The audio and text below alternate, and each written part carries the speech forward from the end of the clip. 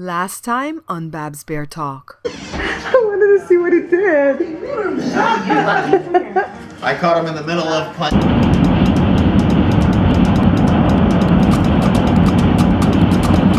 Joe and I are on our way to North Hollywood to go see Miriam. Remember, Miriam is the one, Uncle Roger's girlfriend, where the little cake shop flooded out because of the hurricane. Well, she came to California on Sunday. She had the trip planned already before the hurricane came, and she came to buy stuff for her cake store. So hopefully she can replace the refrigerators that she lost. Everything else is already cleaned up from the shop. So hopefully she can bounce back from this. I don't know if she had insurance on that stuff, but we're gonna go see her because she brought yellow ginger, which is turmeric, from my Uncle Roger, and I think some ricotta. I have so much ricotta right now, guys. I think I'm good for 5 years. But I keep receiving them when people bring them for me because mom's not here to go get them for me anymore. So I've been having a really bad problem with this eye. It's strained again, and right now it looks kind of swollen, and it kind of looks, I don't know how it looks on camera, but it kind of looks smaller than the other one, and it's blurry, and it hurts, and it twitches, and it feels like the eye is having a seizure when it's twitching. And so I need to rest my eye today, which means not just stay off of the computer from editing, but also stay off of the phone, because when I'm on the phone like that doing things, it's worse than being on the computer. So I'm not trying to see any texts. If somebody texts me, I pick the phone up and call them back because I can't deal with the text right now. So after we leave North Hollywood from visiting Miriam, we're going to go down into Central LA, and we're going to go see my cousin Cindy. She's visiting from New York because she came for her nephew's wedding, and this is like her third trip in the past year and a half, and I have not been able to see her because she can't get a car to come up to me. So I'm going to try to kill two birds with one stone. Who else did I want to go to? Just that, right? Yeah. So it's Tuesday, August the 9th. Today would have been my mom's aunt, my Aunt Eileen's birthday. She's in my cookbook. She would have been old though, because she died at age 98 in 2004, so she would have been old. I stopped counting when they passed 100. So she was cool. Today would have been her birthday. And yeah, I've honestly, guys, I'm smiling right now, but I've not been having a good couple of days. Ever since we went to go watch the video with mommy, I've been so emotional, and thank God you guys are there for me. Shanika was actually texting me at the right when last night I sat at the edge of the bed, right? And I was editing the video that I just uploaded at the vlog, the one where stop. God, this a-hole just dashed into this lane. So anyways, I was editing the video. I put that stupid sad music to go with the ending part where I went back to mom's house, and I sat at the edge of the bed, and I think I kind of probably stared in the outer space, and Joe looked at me and he goes, "You okay, babe?" And I just, usually I can look at Joe and go, "Yeah, I'm fine." And then I'll start talking to him about what's bothering me, and then I might cry for 30 seconds or so in between. I turned around and looked at Joe, and I just started to cry like that girl in Dodgeball, that girl Bernice. For those of you that watch that movie Dodgeball, it was like that, huh, Joe? Joe, did I cry like that? Yep. And at the same time, Shanika texted me, and she goes, "Hi, hon, how did it go yesterday?" And I was like, "Oh my God, it was hard, Shanika." And I'm texting Shanika through a river of tears. I cried for a while, though. It wasn't no 30 seconds. I cried for a good 15 minutes. So I have a little story time to tell in between this vlog. It's not long, so I'll put it in this vlog. There was a time when Joe and I were coming from mom's house on that side of the freeway, and we were in an old, what were we in, Joe, that broke down? The van? Or a car? We've had a lot of old cars and vans. Huh? The car back of is The Chevy Impala? no. The, Buick? Not the Buick. Oldsmobile. Oldsmobile? He knows the cars we've had. All I know is we've had a lot of junk cars. So when cars start acting up, miraculously I know what's wrong. Oh, that's the lifters. Oh, that's the push rod. Oh, that's the crankshaft. Oh my God, you blew a gasket right there. Oh, you need a, what do you call the thing that goes inside? Is it a gasket that you put inside the rubber thing? What? When you're changing the oil and stuff? You put a gasket back or something? Girl, please. I just know the random things. It's just like the machine at work. When it goes out, I blurt out random things, and sometimes it's one of those things that's wrong, and then I act like I'm smart. I'm like, gee, I got it right, and I blurted out like 10 things.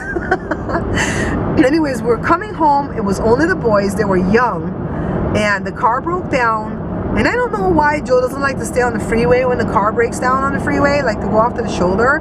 I think it's because sometimes people run into you. I think that's his thought process. So he got off at the nearest exit, and the exit happened to be the LA Arboretum. And so I think my sister says when you get off the freeway to find a gas station, which direction do you have to go, left or right? Left? I think it's left. I could be wrong on that. I think my sister says normally when you get off of any exit, you go left to find a gas station. I don't know if it's true. But we went right. And we got out the car and started walking. And I had a phone that cell phones, it was cell phones back in those days, not mobile phones, because I don't know if you guys know this, but the phones like this that we have nowadays, they're not cellular. Cellular science has long been gone out of business.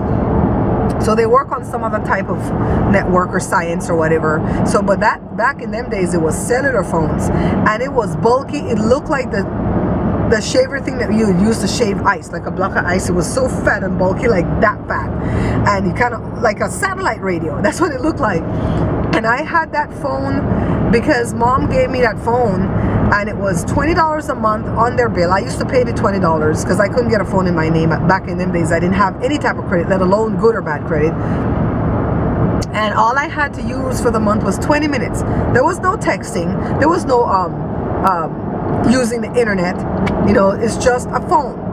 And so I called the tow company, and I was on the phone with them for like 20 minutes. And they wouldn't even like come on to tell me if somebody was coming. And so I had called my dad first, and we were walking. We got out the car because it was dark on that street towards the Arboretum. I had Jory on my back, and Joe was carrying Joshua. And Joshua was like maybe 2, and Jory was what? Joshua was 2 and something, and Joe was like 6 months. And I never walked so fast in my life because it was so pitch black. The sidewalk was narrow. There was a lot of big hedges and bushes. Oh my God, Diana, the right setting for the killer, okay? I think my feet must have lifted up off the ground like a good 2 inches, and I was like running like Scooby-Doo and what's his name? What's his name, Joe? Shaggy and Scooby-Doo. Running. And then we got to the Arboretum, and that's where Dad came and picked us up. And so Dad was able to take all of us back in his car. The tow truck finally came, and then we went back to Mom and Dad's house, and we stayed there till the next day when Joe's brother came up and helped us fix the car, and then we were able to come home the next day. It was a busted water hose. See, he remembers what was wrong with it too. So yeah, that was a little story time within this vlog. But the thing of the story is 2 things. One, I was scared to death. That street on the Arboretum is dark at nighttime, and when you get to the Arboretum, they don't really let you in, but there was a payphone there to use too, to call back the tow company. And because I ran out on my 20 minutes, you know, so, and when I went over on the 20 minutes, Mom was so mad. Mom was like, you costed us, because it was a lot per minute when you went over the 20 minutes. And I was like, Mom, it was an emergency. Then she calmed down. I was like, so it was a long time after before we got our own cell phones, and the company AT&T was then called Singular. See how long I've had a cell phone with AT&T? We know to take picture, we take video. Oh Lord, leave it worse. Okay. It's Dr. Miriam. This is Miriam. Babs, oh, my viewers are praying for you with your shop. Miriam, so come to the shop. You done clean up? You done clean up. Okay. It's clean up already. And she's hiding, guys, and she's beautiful. This is one of those people that don't know they're beautiful. And this is Miriam's sister in here insisting that we're gonna eat. And this is Joe waiting to eat. Joe, my sister wants you to eat some food. So this is the kind of traffic we have met. Joe, we're not on the 110 yet, right? We're still on the 101? This is the Hollywood Freeway 101. We were on another Hollywood Freeway 170. And we still have to go to the 110 to get down to LA to visit my cousin Cindy. Exit 3B to merge onto CA 110 north toward I-110 south. Okay, so we only have 2 more miles on this freeway. It's already 3 o'clock. We got to Miriam like around 11:30, right? Because of traffic also. I tried to get there for 11, and it was a wonderful visit with Miriam. Her sister was so hospitable, just like Miriam is. They fed us good food, so now I'm stuffed, and my cousin Cindy wants to take us to lunch, so I don't know what I'm gonna do. And Joe gets really, really panicked. Joe is a big guy, but Joe doesn't eat a lot. And so, but he eats often, but not a lot. You know, so when people are overfeeding him, he gets panicked. And he starts throwing the food on my plate. I'm like, just because I'm fat doesn't mean you're gonna throw all your food on my plate. You know to tell the people no. He always does that, especially when we go to Mexican parties. Oh my God, those people can feed you. You go to the parties and they expect for you to eat there. If you don't eat, you're offending them, okay? And it's like, oh my God, Joe is always throwing the stuff on my plate. I'm like, Joe, that makes me look bad. You know, I'm already heavier than you, and you're trying to throw all this stuff on my plate like I'm the pig in the house. No, I eat way less than Joe because I eat small amounts to not upset my stomach. So anyways, the food was wonderful, just like we knew it would be because Miriam cooked it. And we're heading down to Cindy now. And I don't know what time we're going to be home, probably tonight. Because when you visit these people that are coming in from out of state or out of the country, you can't just visit for half hour. You know, right, Joy? It has to be like a couple hours just sitting, you know. And we hadn't seen Miriam since March when we went to Uncle's funeral. And Miriam was there for us when Mom was sick and then after she passed. And, you know, so we just kind of had to like tell the stories of how everything went down and gossip about people in the family and, you know, all that good stuff. Chisme. So guess what, guys? We never talk about it again. Never take it out, Cindy. Cindy has an iPhone. She know how to take that crap off. I know you was like that. I picked me that way and picked it. And I'm here with my cousin Cindy. I'm going to start around with using my stuff. You come on, Come on, okay. But in this, so I guess, yeah. you come out. I don't see me. I still talk to you. This is a video because so now look on the door, look on the lens. That's what everybody do. Okay. Hi guys, so this is for my vlog. Yes. This is my cousin Cindy. This is my dad's niece. Cindy's mom was my aunt. Yes. See the connection? Cindy's the one. Women teach me how to make again. Or enchiladas. Yeah, she taught us how to make an enchiladas by Skype. We did it by Skype at the cooking channel. So we're at our favorite place, Chavalita. You guys know.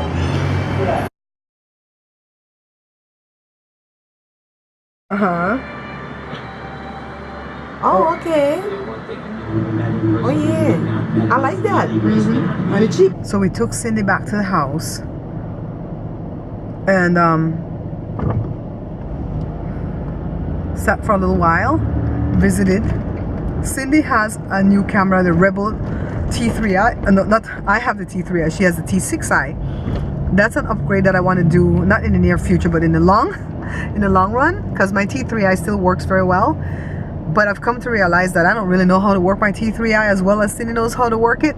So she was showing me some little tricks and tips, and I realized that the kids don't really want me to learn to work that camera as good as I can, because they want to have that control over me. Especially that little Jada and Joshua. They know how to work that camera better than they let it on. Because Cindy was showing me some stuff. I'm like, what? We could do all of that? Oh, Lord have mercy. I will. So this is Jory. I'll be back, guys. You ever got no kids, or something? No kids, I don't got no kids. So when you did Sheila the sweetheart, you turned everything over to him. It's you see the time. It's 7:22. It's 7:22 and we're barely heading home from LA. Today, Tuesday still. Tuesday what? August the 9th.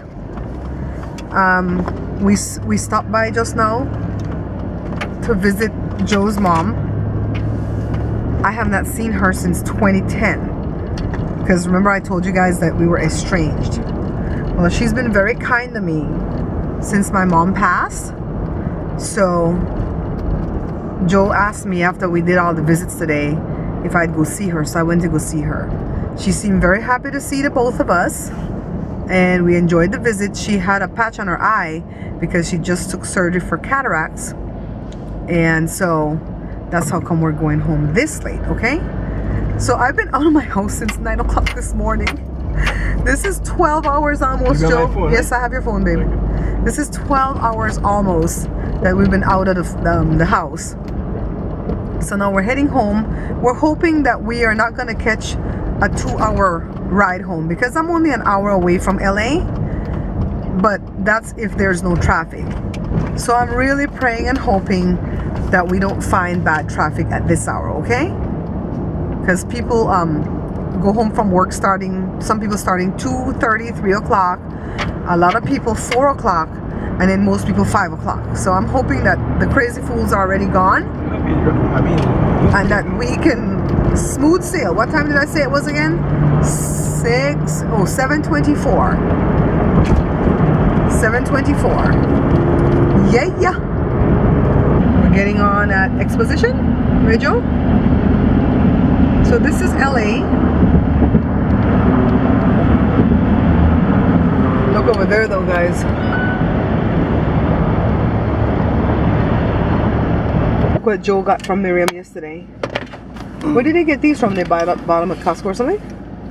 They're not from Belize, right? She didn't bring them from Belize, right? You can't bring in no fruit. So Joe is a mango eater. He loves mangoes. The only mangoes that I used to love when I was growing up in Belize were called, let me see if I'm saying it right, Judge Wig. That's right? Judge Wig. They were like this big, that juicy, and we used to like pierce a hole in the top, just bite a hole in the top, and just suck the juice out of the mango before we peeled it and ate the flesh. It was so good. You could sit down and eat like 10 before you would match one of these sizes. I'm exaggerating. Oh, this one's an apple. I didn't even notice this one's an apple that he's taking. So anyways, it's Wednesday morning, August the 10th. 4 more days till my birthday, guys. 4 more days. This birthday is bittersweet for me. I'm kind of looking forward to it because it's my birthday and it's a big one. It's the 50th. But it's not even that mom's not here. It's not even that. That's just a part of it. A major part of it is that we're so broke right now that I can't even plan anything fun to do. You know, and I know I can share that with you guys. I mean, we're eating, we're paying the bills just barely, just in the nick of time. We're paying the bills. Thank God for that. I'm not ungrateful for that. But it's just like it's such a dead time right now for us. And when the work does come, then we're gonna have to do the work. Oh no. You know, I know that sounds horrible that I have to actually work. You know, I know a preacher, whenever he sees, I mean, he does it as a joke, but it's legit. Whenever he sees the homeless with a cardboard off the side of the freeway saying, "We'll work for food," he goes, "Don't we all?" And I'm like, I know that sounds so cynical, but we do. We all work because we want to eat, right? Or else I wouldn't work at Macro and Mall Burning. I'm just saying.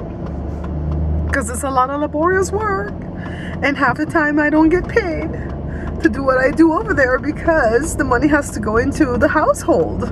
Which I suppose Joe doesn't get paid either because he doesn't hold any money in his pocket. The kids get paid and they're always loaded. So, yeah, I don't want to say I'm not looking forward to it because I'm so grateful to be alive.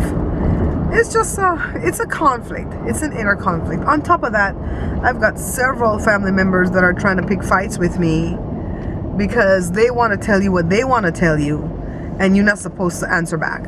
It's kind of like somebody stepping on your toe and it's hurting like hell and you're not supposed to say, "Hey, get off my toe." It's kind of like that's going on right now in the family. If I allow you to come tell me something derogatory or negative about somebody else, and I know what the truth is, and I allow you to keep saying that negative things, then that negative thing, then I'm wrong. I'm wrong. I'm not supposed to allow that. Not, I mean, me staying there silent is giving you permission to say these things. So I'm supposed to put foot, especially if I have information that you should know. So right now I've got 2 people pissed at me, and most of it is because they want to have power over me. And I'm sorry, I'm gonna be 50 on Sunday, and no one will have power over me again. I'm getting ready for my interview with the mayor. Every time I say that, in my brain, it sounds like I'm interviewing the mayor. You guys know that she's interviewing me, right? So I'm gonna take food with me, of course. I'm gonna take stewed chicken, rice and beans, potato salad. Of course, Walmart didn't have the peas and carrots that I wanted, the ones where the carrots are diced, not sliced, so I have to look around. What did I say? Meat, carb, and mango salsa. And I'm gonna take a milk cake. Oh, I need some cherries to go on top to just bring up the color of the milk cake. And then I'm also gonna take maybe a loaf of our Creole bun. And it was something else I was taking. Is that it, Joe? Right? That's it. The cake, the bread, rice and beans, potato salad, and stewed chicken. Yeah, that's it. I don't want to take a whole lot of stuff, because if I talk about the fact that I started the show because of the fried jacks, then the videographer can come to my house and do these in post-production, you know? So I bought some tablecloths and stuff. Let me show you. So this is a plastic white tablecloth. It's really pretty. When I go home, I'll open it and show you guys. But then look what I got from the Pioneer Woman collection. Aren't these gorgeous? They're little dish towels. The green, the red, the yellow, and the blue. I didn't want to get the tablecloth with this pattern because it's going to be too busy for what's going on. So, but these are so gorgeous. I'm going to have to find a way to dress that table, guys. When the red button is on? Yeah. Okay. Okay, guys, see, I'm doing it. Ready. He doesn't want to go back on the boat.